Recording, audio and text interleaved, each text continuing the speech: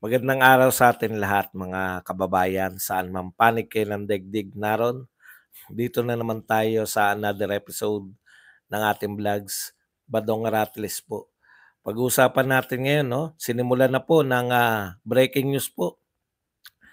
Sinimulan na po ng NBI yung manhunt operation para po sa paghanap ng assassin. Grabe.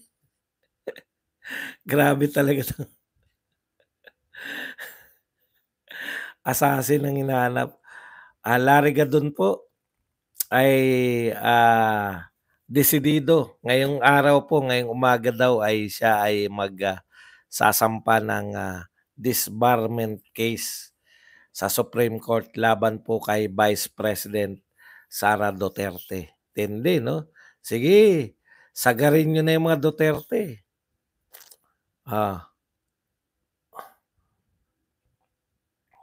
Ano pa ba ang pag-uusapan natin? Rodante Marcoleta, binanatan dahil sa ayaw ayaw daw ipabusisi yung confidential fund. AFP Chief General Romeo Browner reportedly take charge of Vice President Sara Duterte's security. At yung mga nagsasabi po na sagutin na lang ni BP Sara yung mga katanungan ng Kongreso, butatain po natin yan. Yan po ang mga pag-uusapan natin. Pero bago yan, kung bago ka pa lang dito sa ating channel, mag-subscribe ka na. Dahil ito lang ang tanging channel na may kinikilingan, may pinapanigan, una sa balita, huli sa impormasyon. Kaya ano pang hinihintay nyo? Pindot na, okay? Pag-usapan natin, no? Unahin na natin po kung ano yung mauna rito. Ito po, desidido po si Secretary Larry Gadon ng Office of the Presidential Advisor on Poverty Alleviation na isampa ngayong umaga sa Korte ng Suprema ang disbursement case kay BP Sara Duterte. Okay. Alam mo, wala namang problema no? Natatawa lang ako kasi yung ito talagang gobyerno na to. Yung kriminal nagpapakulong sa abogada, alagad ng batas. Ito naman po na disbar. Gustong magpa-disbar. Alam mo ba, attorney, kaya ka na-disbar? Ang ibig sabihin na na-disbar, hindi ka nakarapat dapat na maging abogado. Wala ka nang, tinanggalan ka na ng kapangyarihan dahil sa paulit-ulit na paglabag mo sa Code of Ethics ng abogasya. Ngayon, kung ikaw mismo, hindi mo alam kung ano ang Code of Ethics ng pagiging abogado, dapat ipaubaya mo na lang sa iba. Ibang abogado na lang yung magsampa, hindi na ikaw. Di po ba? Parang, alimbawa po, magrereklamo ka kung ikaw ay parang ganun hindi karapat dapat kasi na-disbar ka nga Dahil hindi ka nga karapat dapat na maging abogado tapos ikaw pa magpapasya kung sino ang hindi mo nga nahirapan ako nahirapan ako sa boses ko. Sa totoo lang, hindi mo nga napangalagaan yung pagiging abogado mo, no? Paano ka yun lang, damay-damay lang ganun. Hindi po karapat dapat. Thank you very much muna sa nagpakape. Sino ba nagpakape? Wala. Nawala kaagad yung nagpakape.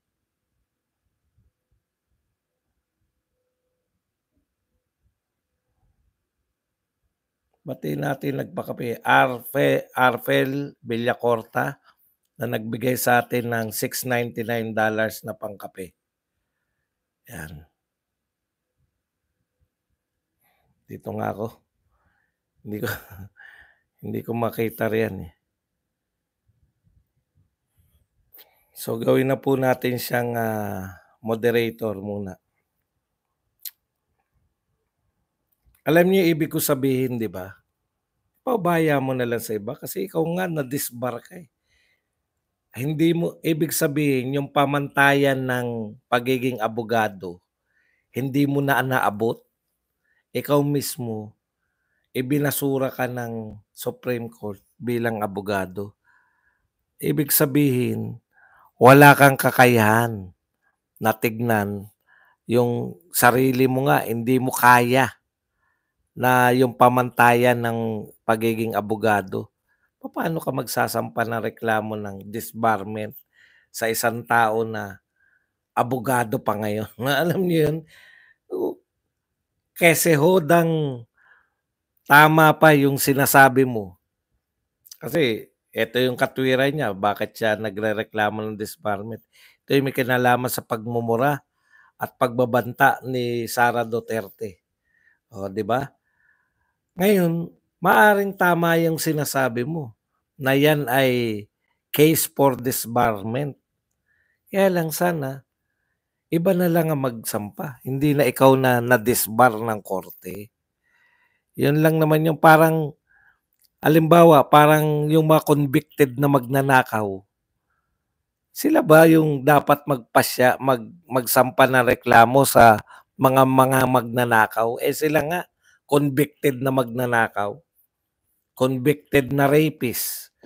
Ikaw ba magsasampa ng kaso ng rape sa ibang tao? Hindi po karapat-dapat. Parang ganyan talaga, 'no? Ganyan talaga sa gobyernong ito, eh. Ang asikasuhin mo, paano yung trabaho mo, alleviation ng kahirapan. Papaano mo matatanggal yung kahirapan sa Pilipinas? Kaya sabi ko, puta, wala na ba talagang katinoan 'tong gobyerno na 'to, ha? Hindi karapat-dapat yung mga gumagawa ng mga papagagawa niyo. Okey, punta po tayo rito sa iba pa. Eto, meron pong, krokes-krokes 'to.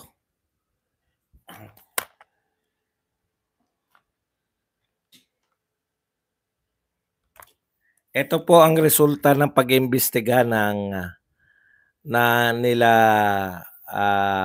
Ray's Ontiveros. Nakagawa po siya ng krokes na 'yan, siyempre ang pinakamataas si Rodrigo Duterte. Pero lahat ng 'yan walang kaugnayan sa pogo 'to, Ano ba 'to? Pogo activities. So pinakamataas si Tatay Digong, pero tignan niyo kung bakit po siya pinakamataas, sino po lang po ang nakaugnay sa kanya, isa lang po, si Michael Yang lang, okey. Tapos si Michael Yang na yung kasabwat di umano ng lahat ng tao na 'to.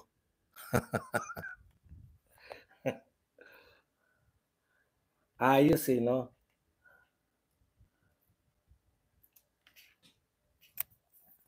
Okey, sagutin natin.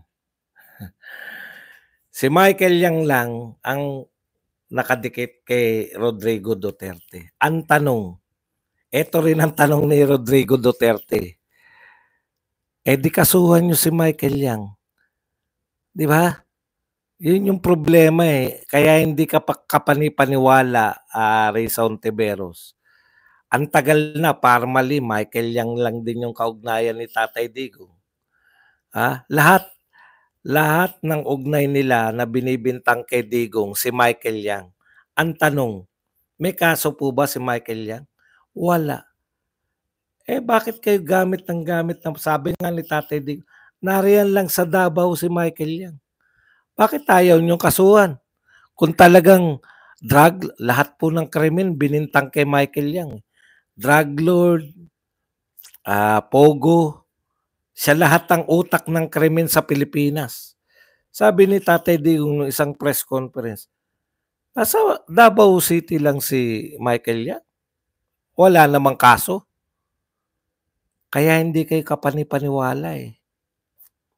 Tokis lang kayo ng tokis, wala naman kayong kaso. Tatay Digong, may kaso ba sa Pogo? Wala. May kaso ba sa AJK? Wala. May kaso ba sa kung saan-saan pagnanakaw? Wala. Kinakasuhan nyo lang si Tatay Digong sa dyaryo, sa press, sa media. Pero sa totoong buhay, wala pong, hindi nyo po siya kinakasuhan. Akala ko tad-tad ng kaso yung Michael Yang. Sa totoo lang po, lahat ng krimen, Michael Yang. Lahat ng krimen, Michael Yang. Nung sinabi ni Tatay Digong, wala palang kaso. Naklampo pa oh. Utak na lahat ng krimen sa Pilipinas, Michael Yang. Kung pakikinggan mo sila, tanungin mo kung may kaso, wala ni isa.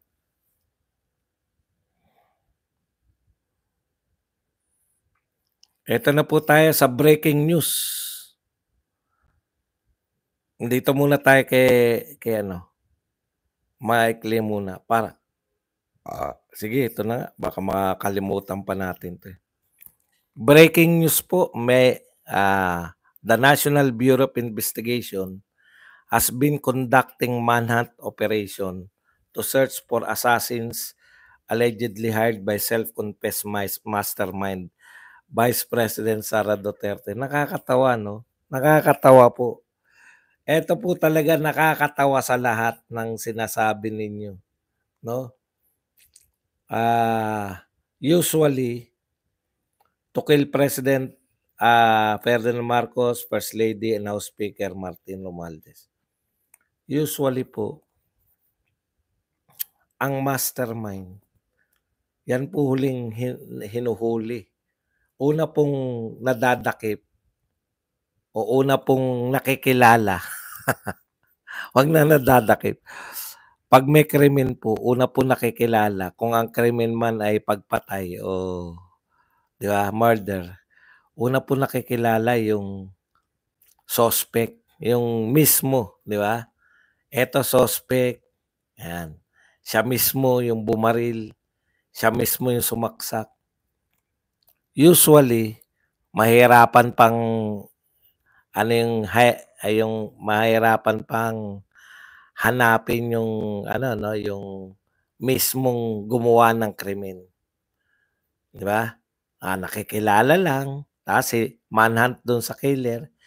Tsaka na paaaminin ngayon sino ang mastermind. Yun yung susi, yung killer. 'Di ba? Sa usual, dito po kilala na yung mastermind. Kilala na yung mastermind. Si VP Sara daw yung mastermind. Hahanapin na lang yung assassin. Meron na ako napanood niyan eh.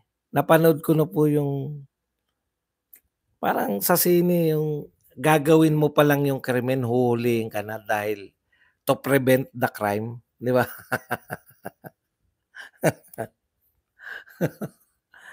Nakakatawa po talaga. Kilala mo mastermind, hindi mo kilala yung assassin, wala pa nagaganap na krimen.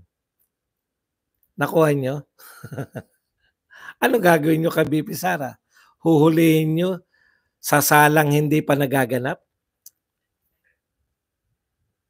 Ngayon lang po ako nakakita. Gagawin mo yan, ipe-prevent ka na namin. Huhulihin ka na ba namin? Magkakakaso ba siya? Na mapapabuntong hininga ka na lang eh. Abalahin po ng NBI lahat ng kanilang tauhan, lahat ng kanilang eksperto para hagilapin yung assassin na hinire ng mastermind. Yung mastermind kilala na. Yung krimen hindi pa nagaganap. Hahantingin mo yung assassin sa krimen na hindi pa nagaganap. Kailan po magaganap yung krimen? Pag namatay yung mastermind. Anong gagawin mo sa mastermind? Pag namatay na, hukayin mo at lilitisin. Para tayong alam niyo nakakatawa na po talaga. Meanwhile, may mga pwede silang hanapin, no? Alam niyo ang gusto ng taong bayan sana, kaysa manhunt sa wala naman pa. Wala pa pong krimen.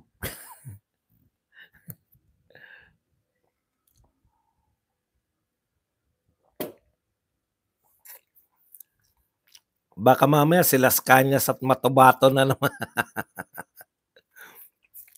Si Las Cañas at Matabato na naman mahuli niyo tapos sabihin kausap sila ni VP Sara. Okay, eto pa po isa. Sana kung meron po tayong ima-manhunt, wag na pong manhunt kasi yung manhunt gumagalaw yung ano, eh, 'no. Meron po kaming ipapahanap sa inyo NBI, total gusto niyo maghanap. Eto po hindi umaalis. Hanapin niyo nga po kung saan po yung mga flood control project. Wala po nagtuturo, eh, kahit isa, eh. Wala rin pong gustong mag-imbestiga, 'no? Kaya alam niyo, Congress, lalong-lalo na kayo sa House of Representative, wala naman po yung Senate po, wala naman pong bilang na yung Senate ngayon. Kaya baguhin po natin. Wag na po yung sunod-sunuran sa administrasyon. Iboto natin lahat ng tao ni Tatay Digong. Tapos. Okay. Balikan natin, no? Wag na yung Senate. Sumusunod lang naman kay Martin. Bakit ko na tiyak? Eto. Pinasan nyo na yung batas. Hindi nyo nadagdagan yung budget ni BP Sara. Totoo yan. Tinanggal nila AKAP. Grabe pala, no? Tinanggalan ng mga budget yung mga ano para ilagay sa AKAP. Makapal talaga mukha nito nila Martin. Opo, makapal po mukha nyo. Tatanggalan nyo ng mga budget yung mga gobyerno para ilagay sa AKAP. Anyway, hanapin nyo po NBI. Tapusin na natin tong NBI. Hanapin nyo po yung mga pwedeng makita. Madali lang po. Naku, papalakpakan namin kayo. Humingi kayo ng kopya saan tong mga tinayo. Tignan ninyo, imbestigahan nyo, meron ba talagang tinayo? Kasi wala kaming power. Ako, gusto kong puntahan eh. Kaya lang, siyempre restricted tayo. Hindi naman tayo pwedeng dumayo kung saan-saan para tignan kung saan. Baka hindi ka na makabalik doon. Magbabalita ka rin. Ito po ang hindi ka na makaalis doon sa lugar na yun. Ano pong ginagawa niyo na? Nagbablog ako ng ano eh, ng nawawalang flood control. Ganun po ba? Sama po muna kayo sa amin.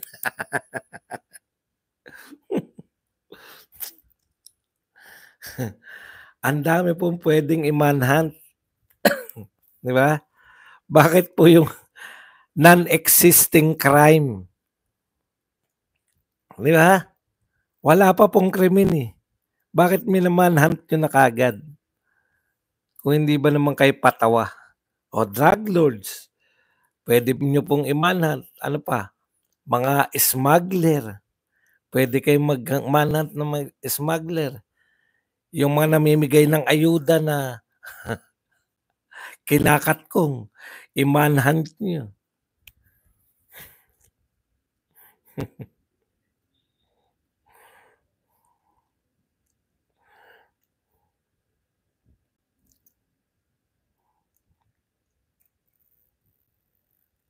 Okay. Punta po tayo sa iba pang balita. Masaya po. Ito po may umaangal. Ayaw ni Marcoleta bosisiin ng kanyang mga samahan. Excuse me po. Paano ginastos ng OBP ang DepEd budget na pinagkaloob sa kanila ng Kongreso. Alam niyo po, hindi po OBP at DepEd budget ang ayaw ipabungkal.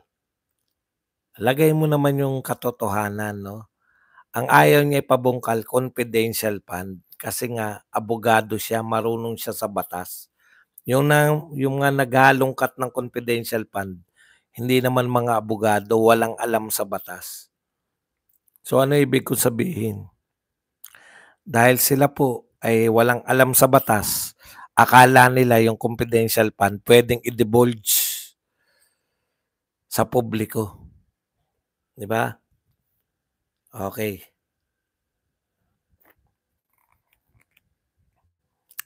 Ito po nakakatakot. Just in, AFP Chief General Romeo Bronner will reportedly take charge of Vice President Sara Duterte's security detail after her declaration that her life is under threat. Bronner will supposedly head up Vice Presidential Security and Protection Group, sources says. Wala namang problema sana, no? AFP mismo, yung chief mismo, siya yung magiging pinuno ng BPSPG. Ang problema, di ba ikaw ang AFP chief, Bronner? Walang problema, maganda yung parang ang ganda ng intention, di ba? Mismong chief of staff, direkta sa kanya, no? Yung BP Security Group, mismo ang mananagot si Romeo Bronner, AFP chief. Wala pong problema dun sa gesture na ganun. Masarap pakinggan, maganda dahil may threat ka. Ako na mismo yung mamumuno, hindi na yung anong tawag doon? Hindi na tong Presidential Security Group. Alam niyo, in the first place, kayo ng gulo niyan eh. Meron ng dating BP SG. Ginulo-gulo nyo. Yan yung sinasabi ni BP Sara na nakita niya na yan eh. Dapat may sariling BPSG, no? Katulad ngayon. Paano magtitiwala sa iyo, Bronner, na kaya mong pangalagaan si BP Sara? Ito practical na ano lang, practical lang po. Di ba ikaw ang AFP chief ngayon? Di ba nung isang araw may namatay o pinatay o napatay? Hindi natin alam, wala. News blackout po kami. Alam lang namin napatay. May napatay na kernel sa loob mismo ng AFP headquarters na pinamumunuan mo. Headquarters mo. Ikaw mismo naroon. May napatay na kernel. Napatay ba, namatay o pinatay? Hindi namin alam. News blackout. Tapos sasabihin mo, ako mangangalaga kay BPSG, ng BPSG, ako mangangalaga kay BP Inday Sara Duterte. Sarili mo ngang opisina, sarili mo ngang tahanan. Ano na po ba talaga nangyari? Bakit ayaw nyo maglabas ng balita? Di ba may AFP spokesperson kayo? O ano po, bakit po? Gustong malaman ng taong bayan. Tapos magbo-volunteer ka, ikaw? Ang mananagot? Pinanagutan mo po ba yun? Na may napatay na kernel sa loob ng Kampo Krame? Napatay, namatay, pinatay? Hindi po namin alam. May pinanagutan nyo po ba? Paano pong pananagutan na sasabihin nyo?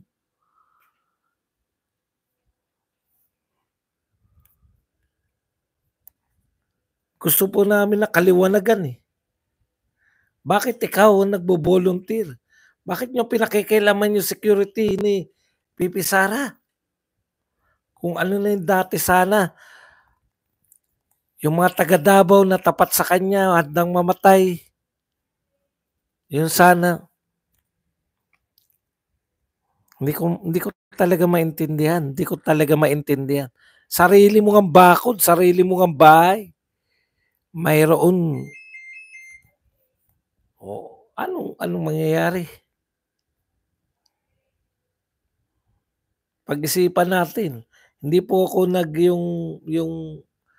yung takot, nagkakalat ng mga walang kwentang panana. Hindi ko po kahit kailan, wala akong pakialam diyan kahit kailan.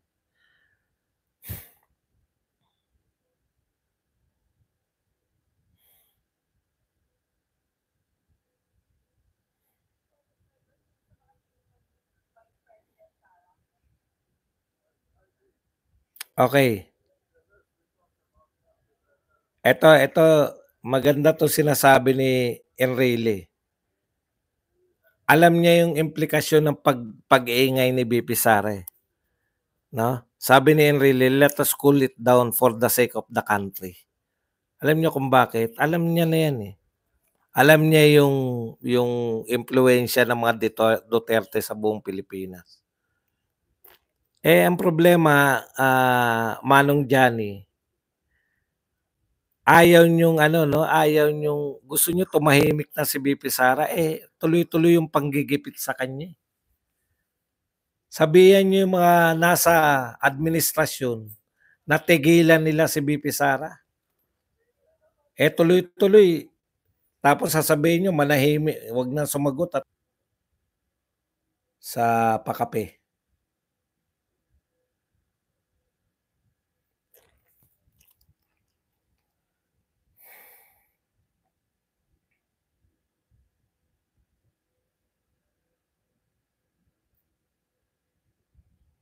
Grabe 'no, alam niyo po sa totoo, eto, nag-Grab ako.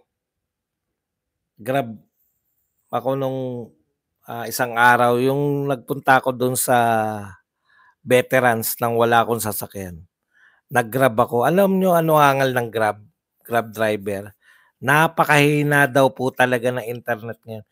NCR 'to, nasa NCR sila. Bakit kailangan nila? Yung mga Grab driver po umaasa po sa Waze yan, eh. Tsaka yung Grab po dapat nakakonekta talaga sila sa internet kasi 'di ba 'pag, 'pag may tumawag ng Grab taxi, tama po kayo, ito kapuna-puna na po talaga. Hindi ko alam kung bakit humina bigla, ang hina po talaga ngayon. Pangalawang taon ko na 'to rito sa BGC, ngayon po pinakamahina yung internet. Paurong, 'no, paurong. Nagtitipid ba 'tong mga taga-internet? Hindi ko maintindihan. Suko na talaga ako sa kaiisip dito sa gobyerno na 'to, lahat na po ng kapalpakan. Akala niyo magagalit, isa lang po sila nagagalit sa mga Duterte lang, pero lahat ng kapalpakan nasa atin. Palpak na airport, palpak ang pagtugon sa mga kalamidad, hingi ng hingi, mukhang tanga, anong gagawin natin, walang maitulong, lahat wala. Pero pinakamalaki na budget sa kasaysayan, pinakamalaki na inuutang, pinakamalaki na nabubulsa, walang proyekto. Alam niyo yung tatay nito, tatay ni Bongbong, ang akusasyon po sa kanya nilubog ang Pilipinas sa utang, tama yun. Pero at least yung tatay niya, 'no, may makikita ka nakatayong proyekto, eh. Cultural center, mga heart center, panay mga center, lung center, at least kahit papaano may makikita kang mga proyekto, mga dam. Kaya saan katutak inutang, meron din naman nakita, marami ring di umano ay naibulsa. Pero ha, sa totoo itong anak niya pinakamalaking budget na pangulo sa lahat. Yung ayuda po natin daig po yung panahon ng pandemya. Pinakamalaking inuutang, pinakamarami napuntahan, sagana sa budget, sagana sa luho. Eh, tignan niyo, wala ni isa napatayong proyekto. Ang pangunahing proyekto mamigay ng ayuda, tsaka wala pong bansa na yumaman dahil sa ayuda. Pero lahat ng bansang mayaman nag-invest sa infrastructure. Alam ni Digong, criminality, anti-criminality, sugpuin ang mga katiwalian sa gobyerno. Yan po.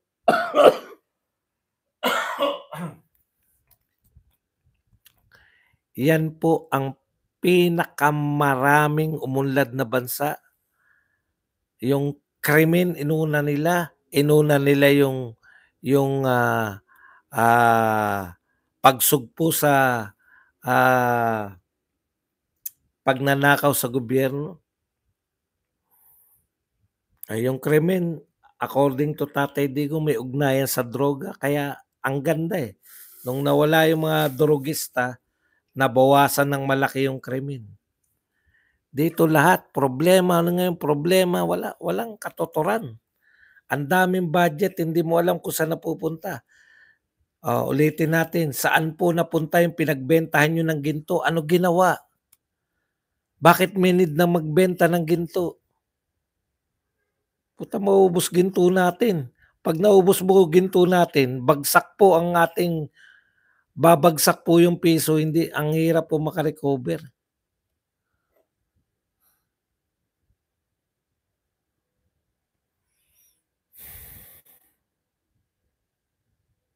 Talagang binabagsak niyo yung Pilipinas, eh.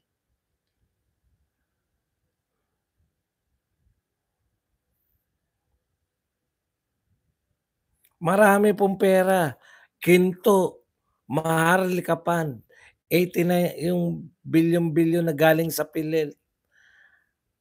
Hindi lang po PhilHealth ang kinunan ng pera, kaya po tayo umangal sa PhilHealth dahil pera natin 'yan mula sa kontribusyon. Lahat po ng ahensya ng gobyerno kinunan ng pera. Saan dinala hindi po natin alam. Manhunt pa ang gusto niyo, hanapin niyo yung non-existent na krimen? Wala pa po. Kung ma-activate lang po 'yan, pero kilala ko po. May nakapagbulong sa'kin ngayon-ngayon lang. 'Wag ko daw ipagsabi, pero ibubulong ko sa inyo. Ang assassin po ay si John Wick.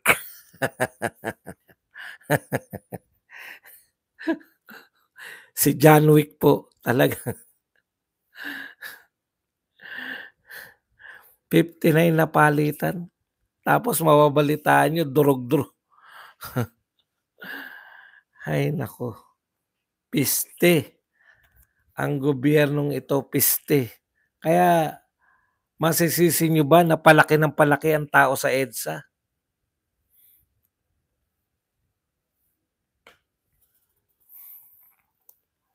Alam niyo po, wala na po 'yan. Ako, mauwi man 'tong pagpunta ng mga tao sa EDSA sa isang, mapayapang revolusyon o hindi, masaya po ako may ginagawa ako, eh. Kaysa tumalungkot, maghanap ng anong gagawin natin, ano pa, kailan pa matatapos? Eh, at least ako, may ginawa ako. Yun lang masasabi ko, eh. At least hindi ako naghintay. At least ako, may ginawa ako para, kung hindi gano'n talaga 'di ba? Hindi po lahat ng laban ay nagtatagumpay.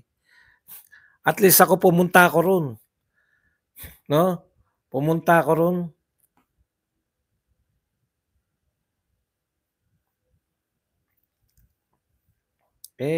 wala po tayong magagawa at least merong mga nagpunta. Kung wala, kakantyawan niyo pa, anong magagawa natin? Talagang ganyan ang buhay, 'no? At least may lumaban, kung walang lumalaban, gano'n talaga iba ng uri ngayon, eh. Gusto yata ng tao ngayon na ninanakawan sila harap-harapan, 'di okey lang. At least nagpunta ka, nakiisa ka.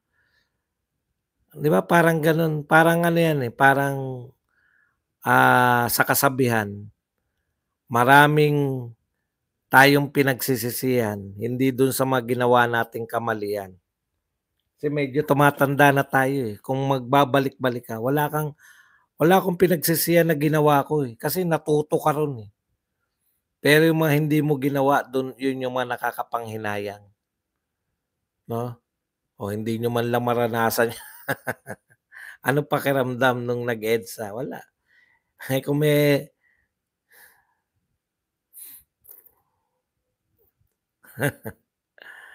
alam niyo madali lang, Pedro Roque 'no? Kung yung Canada wala lang visa 'yan, nariyan na ako, putya 'di ba? 'Pag may mga visa Ayoko diyan, ayoko maglakad ng mga papel. Mga loyalista at BBM vloggers pinagtatawanan ng DDS supporter, sabi nila Dutae, wala na. Eh, di makitawa rin kayo kung ano ba sasabihing maganda niyan sa tingin niyo? Hindi na po ako napipikon diyan. Pinipikon niyo lang yata ako, okey lang 'yan. 'Di sumampalataya kayo sa kanila. Maganda pala ginagawa, ganito lang po 'yan, eh. Ang pagpili po ganito lang, eh, hindi po sa sinasabi ng mga vlogger, eh. Kayo mismo ano naramdaman niyo. Wala na po, kaming mga vlogger, tokis lang kami. Wala ba kayong pakiramdam? Hindi niyo ba kayo ba'y tulog nung panahon ni Digong? Ikukumpara niyo lang, Digong, time ni Digong, time ni Marcos. Wala, kung naimpluwensyahan kayo ng mga vlogger, anong magagawa natin? Ako? Ako naniniwala ako sa mga tao, alam nila magpasya. Nakakakausap, mga positibo. Kita mo yung mga hindi pumupunta sa EDSA, yan yung mga negative ang mag-isip. Ba't ako pupunta diyan ng onti-onti? Ba't ako pupunta diyan, dito na lang ako? Pero very positive po. Kaya masarap pumunta sa EDSA, eh. Yung pag-asa naroon, eh. Konti lang tayo ngayon, pero kinukumpara ko, eh. Nung una kami nagpunta ng Quezon City Memorial Circle, konti lang talaga yun, 'di ba? Ang konti lang na pero daming-dami na ako. Alam niyo yung ibig ko sabihin? 'Pag maniniwala kayo diyan sa BBM vlogger, daan-libo na nga, eh, sa Tagum City, daan-libo na nga, eh. Tingin nila nilalangaw pa rin. Boss Bads, parang si Bonggit Bangag boses mo.